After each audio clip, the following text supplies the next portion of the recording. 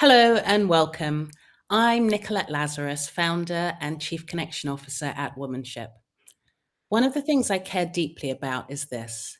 There's so many powerful modalities that exist to support women's health and well-being, and yet most of us don't really know what they are, or how they work, or whether they might even help us. We may hear about them, we may know they exist, but they remain a bit of a mystery. And this conversation really came from that place of curiosity. Recently, I experienced a systemic constellation session with Nadia, and what struck me wasn't that I got an answer, but that I saw something differently. Not just about the situation itself, but how I was relating to it. And that shift alone was enough to change how I felt for the better. It also reminded me how powerful it can be to explore something we don't yet fully understand. So today is really about opening that up. Not needing to have all the answers, just getting a window into something that might help us, might no. Just getting a window into what might help support us in ways we haven't yet considered. And I think that's what drew me towards Nadia Eli, I can never say your name properly. Nadia Eliseeva. Is that correct? You're very good. You're very close. Very good. I'll let you say it again, because there was something about the way she speaks about this work that feels both grounded and also powerful in a way that you feel before I guess you fully understand it. Nadia is one of our womanship professionals and describes herself as a life energy coach, constellation therapist, and psychologist. Welcome, Nadia. Thank you, Nicolette. Thank you very much for this warm introduction. And it sounds like we're going to uncover some mysteries today, I'm really yeah? looking forward to exploring this with you. I'm going to start with a question. As you know, I'm a huge fan of connections. So, my first question is, how do you remember us first meeting and connecting? Oh, actually, that's a very good question because it feels like I know you forever, like we've been always connected in some way or another. But from what I can remember, I attended a workshop that you facilitated. And it was in the framework of the community, Female Ventures community. And you were one of the facilitators. Oh no, you facilitated the panel. You facilitated the panel, and you did it so brilliantly that I approached you after that, and I said, "Wow, Nicola, my compliments." And then we got to talking, and then we connected. Oh, thank you for that memory. Yes, it was wonderful to meet you too then, and I love to see where it's taken us. So, this brings me into the way that I love exploring conversations and getting to know people and helping people to get to know you. I realize that nobody arrives at the type of work they do or the person they are by accident. And again, I'm a fan of connections. So, my first question is always, what makes you the woman that you are today? Again, a very powerful question, something that can be answered in 10 minutes or something that can be answered in 10 days, depending on how deep you want to go into the subject. I originally am not by education a psychologist. I am not a constellation therapist, and I am not a life coach. This is something I became and something I grew into quite recently, actually. I started that journey in 2022, and it all began with, let's say, three events that completely dismantled my identity. I had to reinvent myself to find myself again. And in that process, I realized that my profession of being a business developer, of working for a corporate organization, was not me. That was something that I did not even enjoy doing anymore. But okay, let's take things step by step. I was educated and graduated as a business development specialist. I had a master's degree in international management, international business. So when I moved to the Netherlands 20 years ago, that's what I was doing professionally. At some point in 2022, things started happening in my life. And the first thing that happened was that my relationship went down the hill. And it was a very big clap, as they say in Dutch. So it was very difficult for me to accept that. I felt that I didn't even know who I was when he was not my boyfriend anymore. And that was a part of my identity that was the first one to fall. So I had to actually go to find psychological help to get through this realization. But very shortly after that, my job that I was very much again associating myself with, that was very much part of my identity. Like I felt confident. I had a role when I entered the room. I was introducing myself as a business developer. I worked for this in this company. I had a role, I had a job, I had stability. And then suddenly that was all gone in one day. So I was laid off. And that was happening very shortly after my relationship fell apart. So I felt like, okay, uh, what was left of my identity is now completely not there. So I was sort of felt like I was standing naked in the room and everybody was staring at me, and I felt very ashamed, very out of place, very not certain who I was and why am I standing here in this state. But that wasn't all of it. Next event that completely had to change my life from top to toe is that I heard my diagnosis was coming back. I was struggling with a tumor in my head for about 7 years before they could discover it. So from 2013 roughly to 2020 when they first operated on it and removed it. After that, I started getting my life back. And that's where the relationship came in. That's where the new job came in. So I was very happy and very collected. And then suddenly, this tumor grew back. And I heard about that 2 weeks after I heard about being laid off. Wow. Those are three such big things colliding in your life. I mean, one of those to deal with alone is huge, but all three within weeks of each other, yeah, that's huge. Yeah, what really helped me is that first, I firmly believe that God does not give us more than we can carry. So if that is given to me to carry, then I have the strength in me to find a way to carry it, because I actually didn't know how I'm going to deal with all that at that moment. And then I started my journey with a psychologist, and sort of things unfolded.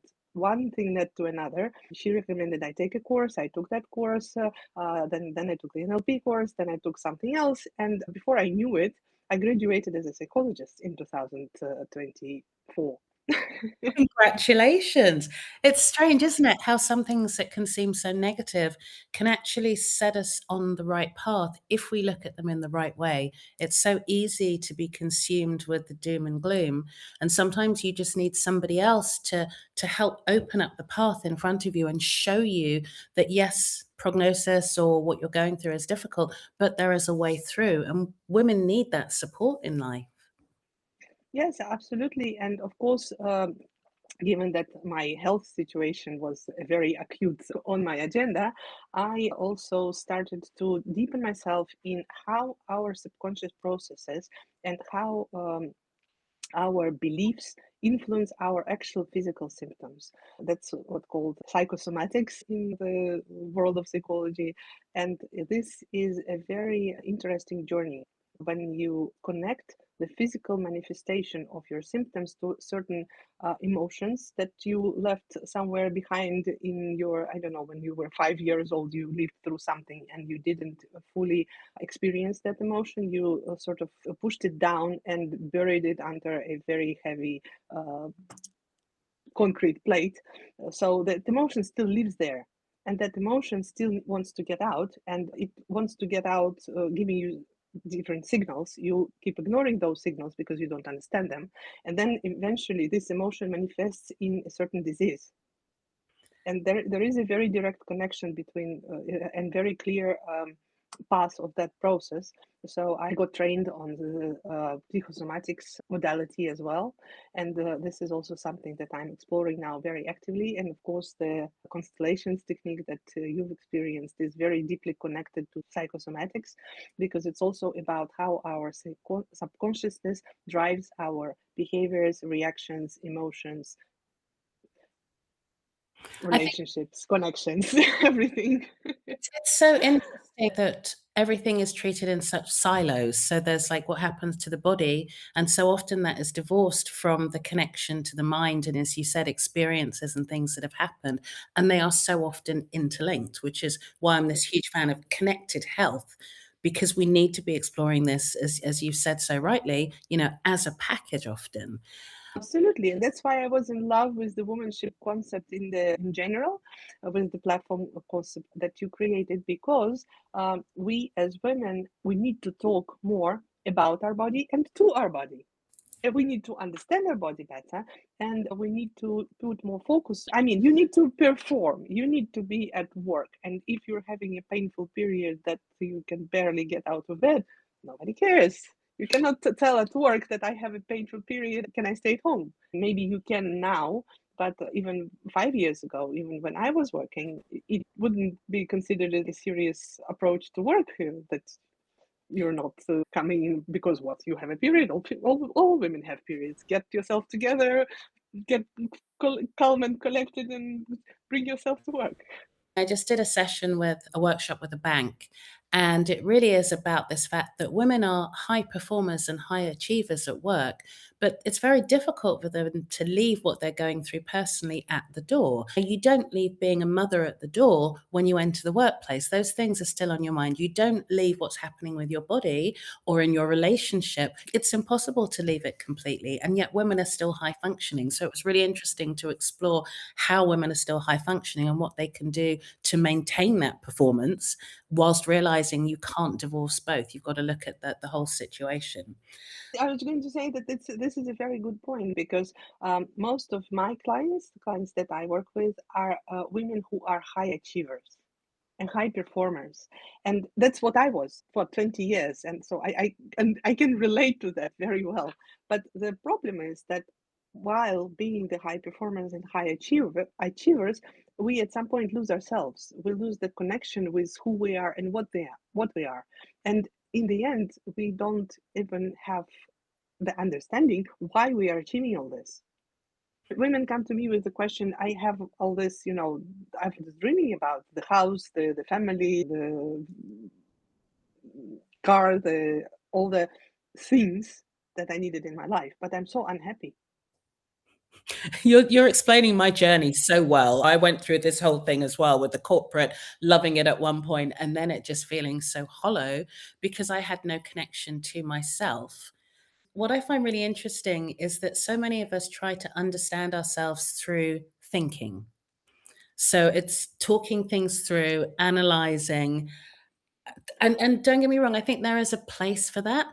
But the work that you do feels like it accesses something different. And that's why I think it's so special, because I really believe there's almost like a mind, body, spirit element to everything that we do. So for someone hearing this for the first time and thinking, okay, this sounds interesting, but don't really get what it is, how would you describe systemic constellations in a way that feels simple and easy to understand before we dive into the details? I just loved how you framed it before, the unity between mind, soul, and heart. So we all have our conscious and subconscious mind, and I think that's something that everybody knows by now.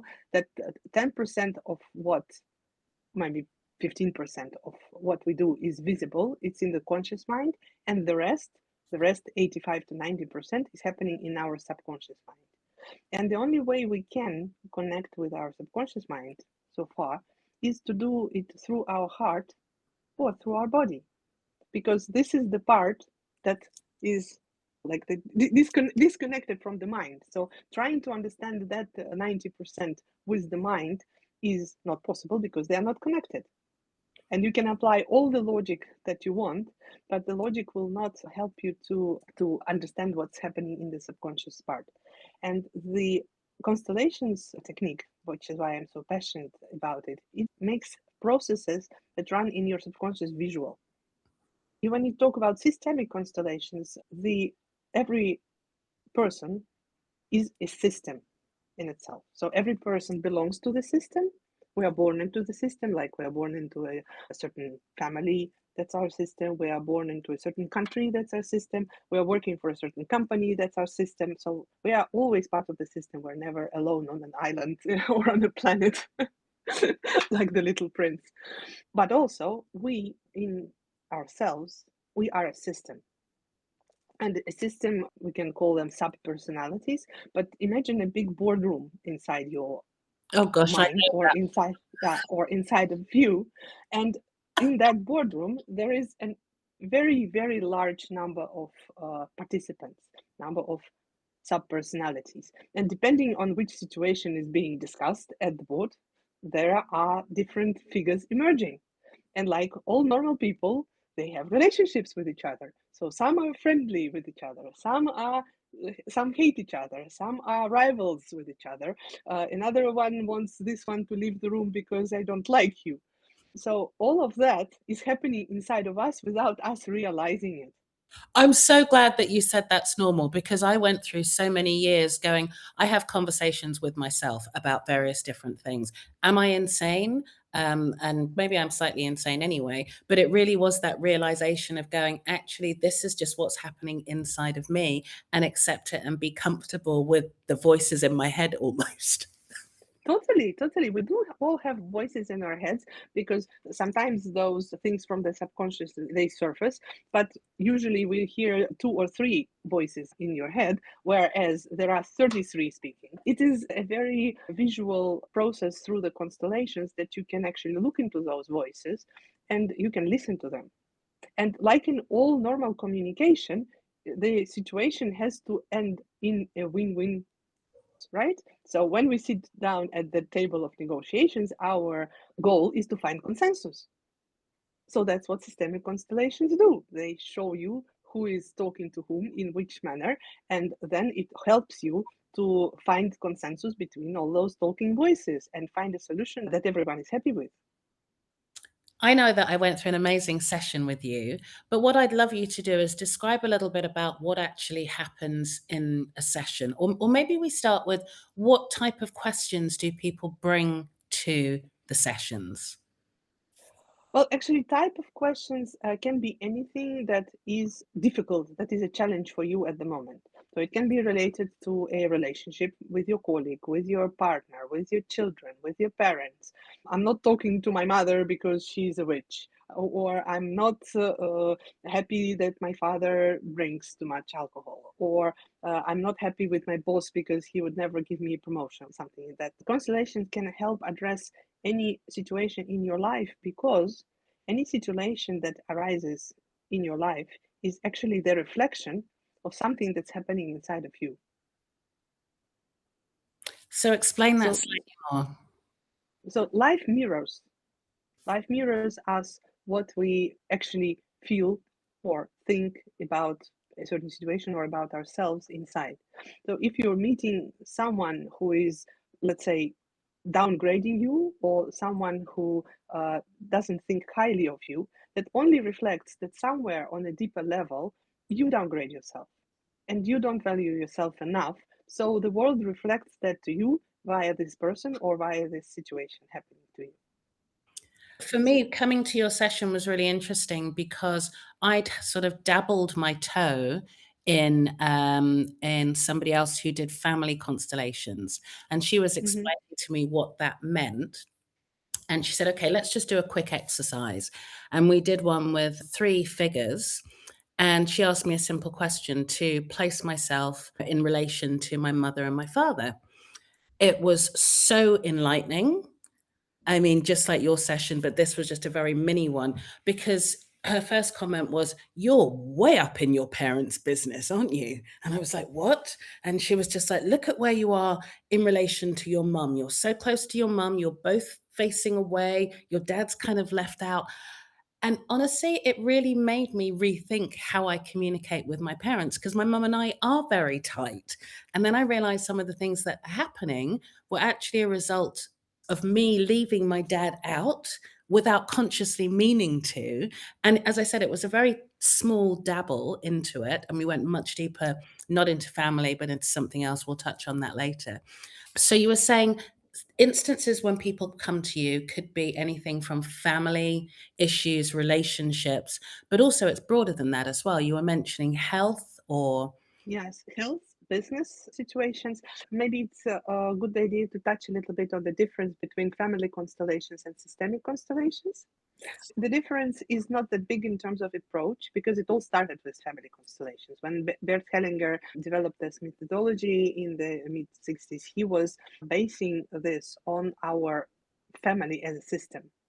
But then, of course, everything keeps developing, and the approach is to not only see the family as the system, but also see the system inside of us, like the multiple voices that we just discussed, and to also see us as part of the bigger system, like the country or the company. And that approach gives us the possibility to broaden the questions that you come with for systemic constellations, from being related to family alone, like your relationship to mother and father. And don't get me wrong, this is still the basic, very important relationship that needs to be, let's say, addressed, and that needs to be put as a foundation for everything else. But it also allows us to address separately things like business. So if we look at the company as a separate system, then we will see the elements of the system and how they communicate and interact with each other. We can address a certain group of people as a system to see how they interact with each other, how they relate to each other. We can address your inner systems, like the inner child, inner adult, inner parent, to see how those interact with each other separately. And you can basically apply it to any system you think of. And that will be visually represented during the constellation process. So, can you describe a little bit more in your words what actually happens during a session? There are several ways to conduct systemic constellation sessions. You can do it online, you can do it offline, and both can be done in a group setting when there is one questioner and other people are called representatives. So they represent different parts of the system of the questioner. And it can also be done in one-on-one setting. I personally use a chessboard for that. So we assign certain figures to the chess figures, and then we see how they interact with each other on the board. So the questioner and the therapist are, two live people in the room, and the rest is on the board. So the rest is figures happening on the board. What I found was interesting was that when I was with you, and I didn't really know what we were going to explore, because I was like, okay, family's kind of sorted. And of course, for me, it came back to what's your biggest question, kind of womanship, and going through the business scenarios. What you asked me to do was select certain chess pieces. You asked me to select, I can't remember whether it was 8 pieces, just going through gut and feel. And that was really interesting because it felt very uncomfortable going, well, why am I picking these figures? What am I being drawn to? Can you talk a little bit about that initial selection process and what actually is happening with, I guess, maybe your intuition at that point? This is a very interesting point you touched when you said the word uncomfortable. So what makes it uncomfortable is that the mind is trying to analyze it. Why am I choosing the black queen for figure 1? And what is actually figure 1? I don't know what figure 1 is. That feels uncomfortable. I want to know what I'm choosing for what. So I want to control. And this is exactly what we're trying to achieve, that the mind cannot control this process. And this is exactly why I write down what figure means what. For example, figure 1 is your mother, figure 1 is your father, figure 1 is your brother, figure 4 is your daughter. But you don't know that. I know that. And when you are assigning those figures and placing them on the board in a certain proximity to each other, or far from each other, or facing each other, or not looking at each other, your mind cannot help. Your mind cannot help because it doesn't know what figure 1 is. So when you place them, you only have to rely on your feeling. And that makes it uncomfortable because we are not used to relying on our feelings. We find it strange. We find it, even disturbing.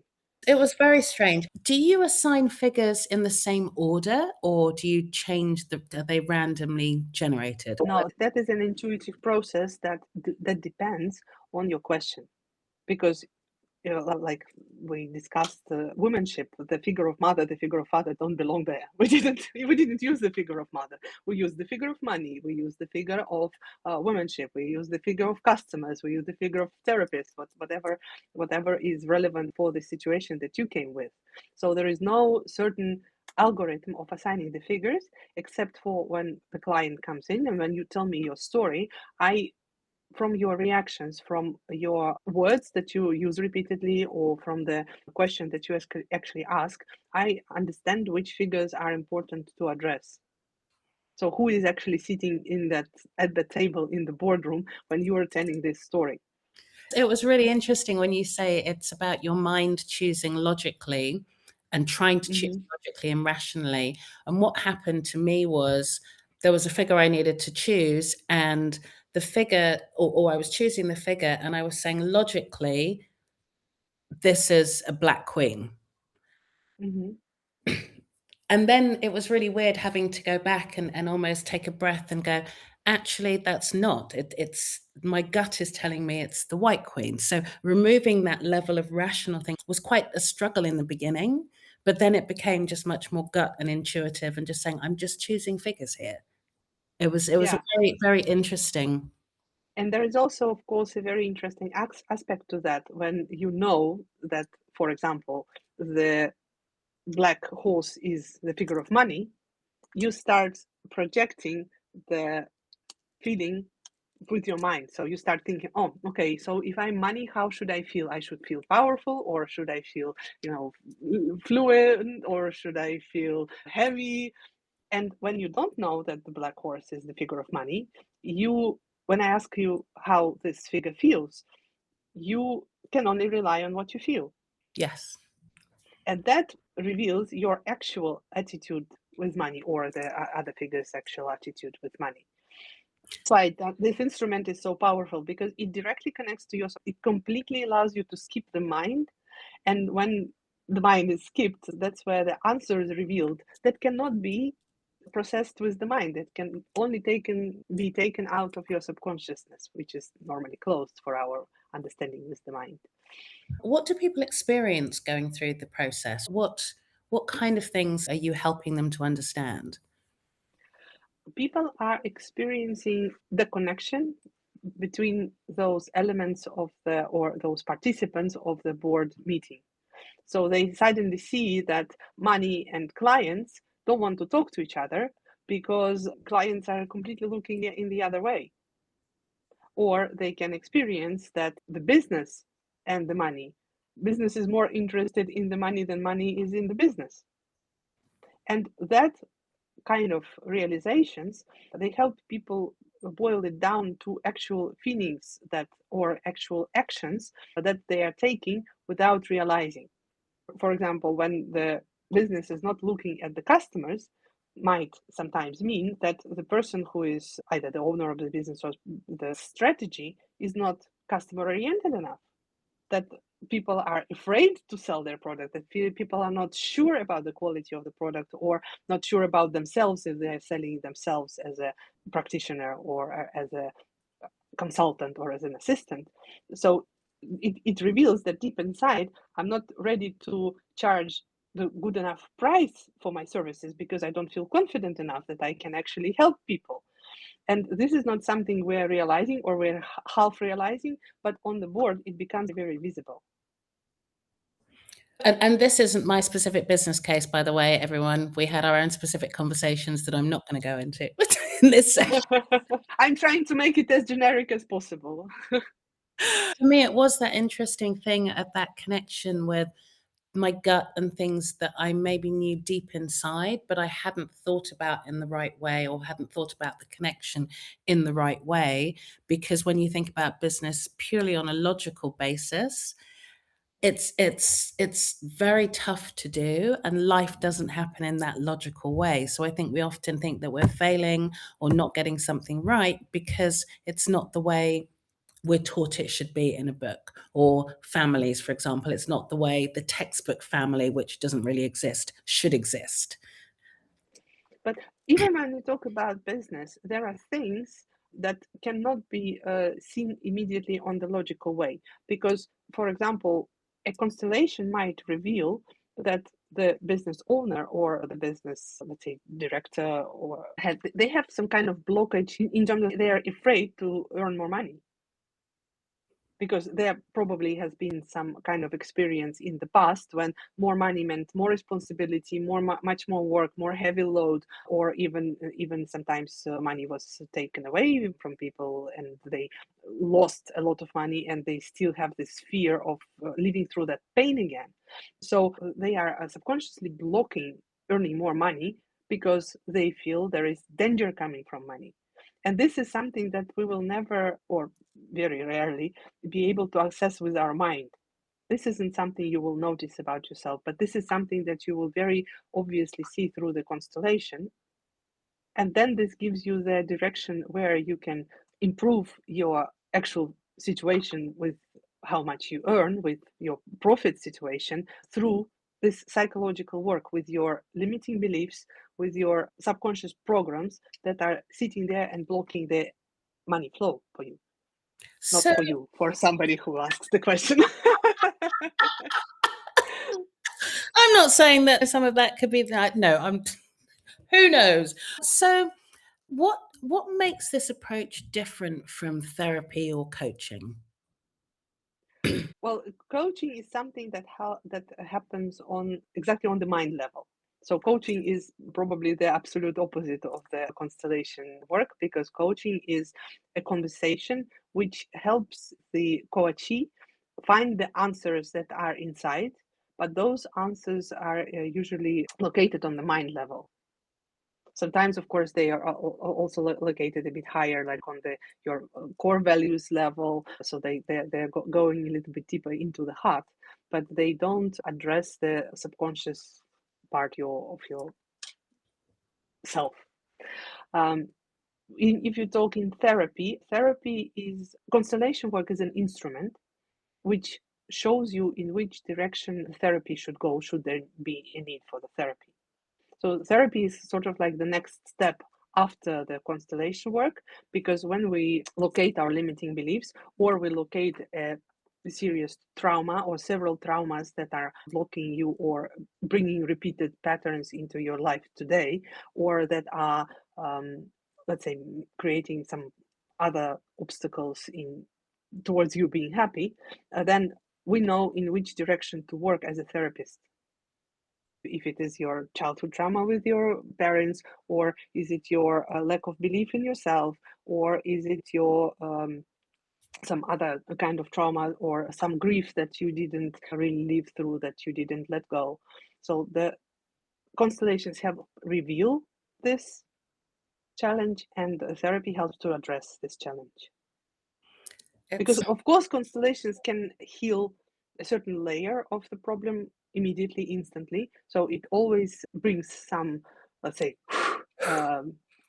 a bit of this breathe out easy feeling, you ease down a little bit. But if you want to go deeper, if you want to really get to the root cause of the problem and remove it, it will take a few therapy sessions to clean this whole challenge out, because it's been accumulating there for whatever 30 plus 40 plus 50 plus years, and you cannot expect it to be gone in one evening. That's a little bit of an optimistic approach. But I guess it's also the type of question that you come to a Hmm. reading with, I guess, and how big or how small that question is and how much impact it has on somebody's existence overall. I would say, gosh, it's worth trying for one, but it's also worth trying for, a series of sessions. Because I think that's the hard part. It's quite hard to explain until you experience it. And again, for me, it was just that feeling of lightness, of leaving and having understood more about my relationship with womanship and what I'm trying to create and all the different pieces, and seeing it in a completely different way and realizing that it's not the situation itself that was the issue. It's basically how I was relating to different parts of it. And it's almost like I was dealing with, as you said, different relationships within myself. So some felt supportive, some felt heavier, some felt like I was creating or they were creating pressure. And just seeing that, it's really weird. Something shifted in me, just having a better understanding of what was going on within me, but as you say, was subconscious, and having conscious knowledge of it just shifts something in your brain. It's like reading something and only having half the information, and then you get exposed to the other half, the redacted bit, and you get a full understanding or much more full understanding of what's going on. So is that something that you see often? Yes, absolutely. Understanding is key. Understanding is key to any therapy, because actually the therapy First step of the therapy is to accept that you have a problem or that you have a challenge that you would like to address. And Constellations helps you to sort of bring into the spotlight a certain situation, a certain problem that arises in your life. And when you bring the spotlight to that issue, you accept that, yes, I have this. And yes, I want to address this. And this is very therapeutic already by itself. And that is always a part of my constellation sessions, that I ask the client to voice what they just discovered.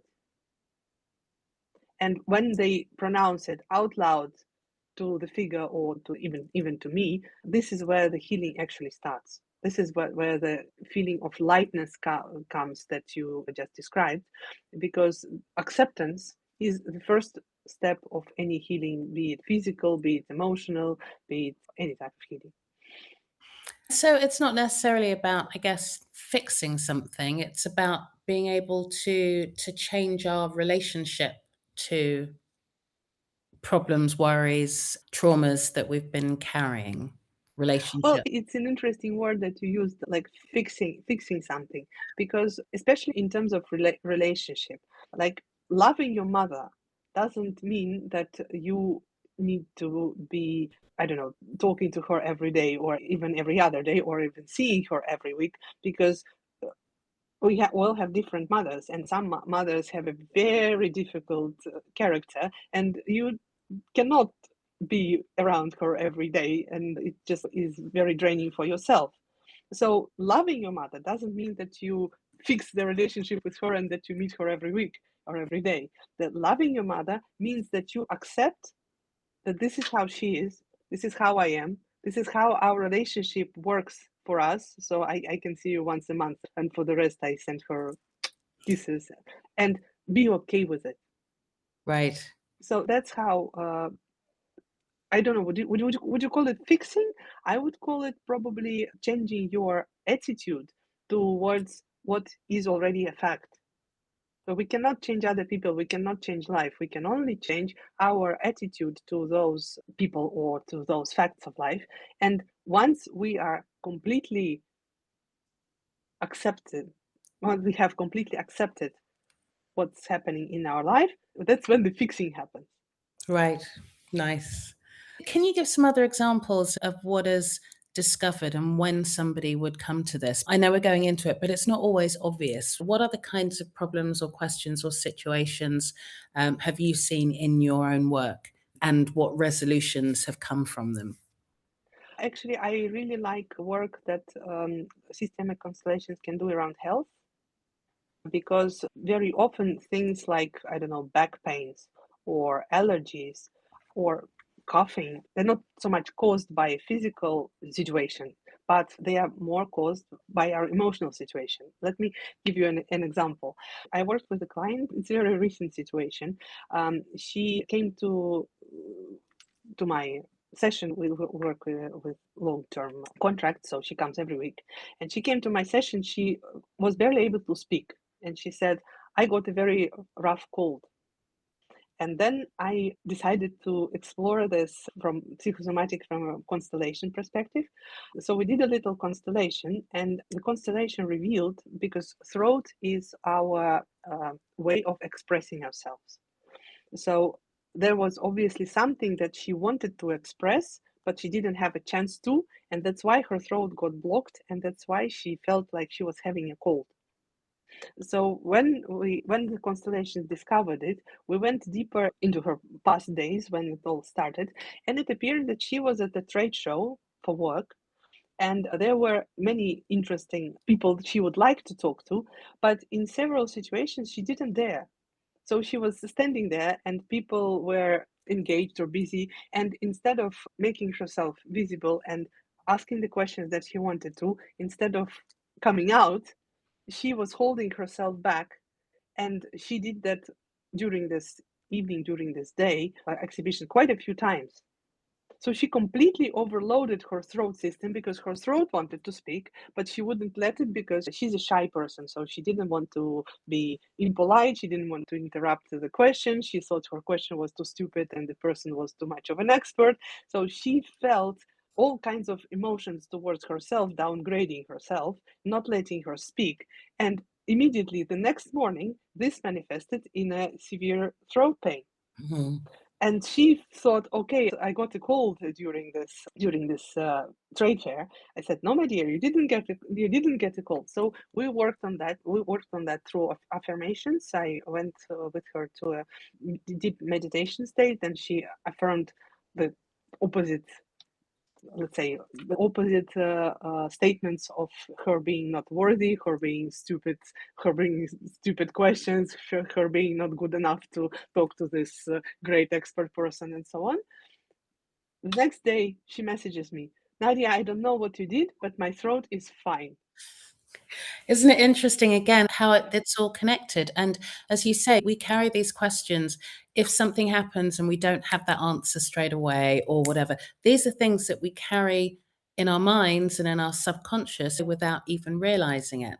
So I'm going to ask you a question. I don't know how this plays to your life, because obviously you had health issues that you described. Do you think, looking back, you understand that there was a bigger reason than just the medical reason why they were caused? Oh, yeah, yes, for sure. I spent quite a few years discovering that because first this let's say spiritual work came into my life when I was still struggling with the first tumor for the first time, because for 6 years my health was completely falling apart, everything, but the doctors didn't know what was wrong with me. So I started looking into different modalities, something that we call non-traditional medicine, and the first thing I discovered was Louisa Hay. And I was working with Louisa Hay's methodology, with her mirror work, with her books. It literally became my Bible. So when I reached a certain level of love for myself through Louisa Hay, this is when they finally discovered my tumor, because it's a micro tumor in my head. So it's not so obvious what's happening. My journey started with finding love for myself. When I found enough love for myself, they discovered the tumor, then the tumor was removed the first time. And because the root cause was not completely cleared, the tumor grew back. Right. And then they tried to remove it for the second time. The operation was not successful, so the tumor is still there. So I'm keeping on working with the root cause, because I now know where the root cause is and that there are multiple layers that need to be taken care of. But now, hopefully, I'm going into the third treatment, which hopefully is going to remove the tumor. And I am also hoping that I have done enough work with the root cause that it doesn't need to grow back. Thank you for We'll see sharing. how it unfolds in my life. But as you said, it's just interesting that we spend so much time thinking through things, and this process unlocks things that the logical thinking or the logical medical world can't unlock. And it's almost that there's something about when we stop trying to analyze or control something and we just allow the process to happen, that it can soften things quite quickly, which feels very different from how we normally approach. So, for someone who's considering this, what do people leave with? Well, first of all, I think I would like to take this opportunity to invite everyone to join our day retreat. That day retreat that is completely dedicated to connection with subconsciousness. And together with another practitioner, the ancient game of Lila facilitator, Alina, we are hosting a day that will be divided into two modalities. So Lila is the ancient Indian game that describes, or that takes you through the 72 states of life. It actually is really like a big board game. So you have a very big playing field on the floor, and the persons who are playing the game, they act as stepping figures on the board. I'm So just sharing during this figure. So you, this was you, one of the images I think that you shared with me. There's another one as well. Yeah, so yeah, exactly. You can see there is a big field on the floor where people are stepping into, and we roll the dice. And according to what falls on the dice, people get cards, people get meditative exercises to connect with the subconsciousness and to get clarity on the certain question that they bring to the game. And in the afternoon, after the game revealed certain questions and certain challenges that need to be addressed, we use constellations to partially heal that and partially explore that further to see how this all unfolds in your life, how this brings the result that you're getting and that you're not happy with. So, what needs to change in order for that result to be different? Wow, that sounds amazing. I love the way, again, you mentioned connecting with ourselves and our subconscious, and also the fact that you're working with another practitioner with this, which is one of the things I'm just really loving, seeing practitioners come together to hold women and really help support them in the knowledge that they all bring something different. Yeah, because this Lila game, yeah, I experienced it myself, and I found it fascinating how you are instantly able to connect with yourself, and how the game sort of guides you into which area to look into, and it all becomes so intuitive, and it all becomes so powerful because this game is literally 5,000 years old. It was invented in India, and in India, of course, if any culture knows about intuition, and that's Indian culture. So they, during this 5,000 years of history, developed this game into really an instrument that can very quickly, very powerfully connect you to your subconsciousness, to your inner world, and make it visual, make it like actually like a board game. So you step from one place to another, and from one state of life to another, and the game brings you from joy to to uncertainty, to unhappiness, to happiness, to different emotions, and this is how the game guides you towards the answer to your question. I Fascinating. love that. And also, as you say, it's been around for so long. So there are so many things that we try logically to explain. The medical system, for example, it's all very logical. And yet these things have been around for hundreds or thousands of years, which means Absolutely. that people are looking at things differently. And sometimes we have to take a step into the unknown. I know that I did that with you, and explore something that I'm not certain what the result is going to be or how the session's going to go. But going until we actually try different modalities, then how can we know what's going to help us? And that's what I'm so keen on women doing, exploring these types of things with amazing professionals like yourself so that they can find what works for them to thrive. Absolutely, absolutely. I'm a very curious person by nature. So for me, it's very interesting to try to explore different modalities and different approaches and different therapists because you never know what works for you. And for myself, I discovered that Lila, for example, worked perfectly for me. I really loved it. And constellations is my very big passion. So I know this works for me, and NLP works for me, and psychosomatics works for me. But before you try, you never know. And it's a connection of all of them that have worked. So what I really appreciate about the systemic or the constellation work is that, it doesn't try to force anything. I think it created space where something can be seen for the first time.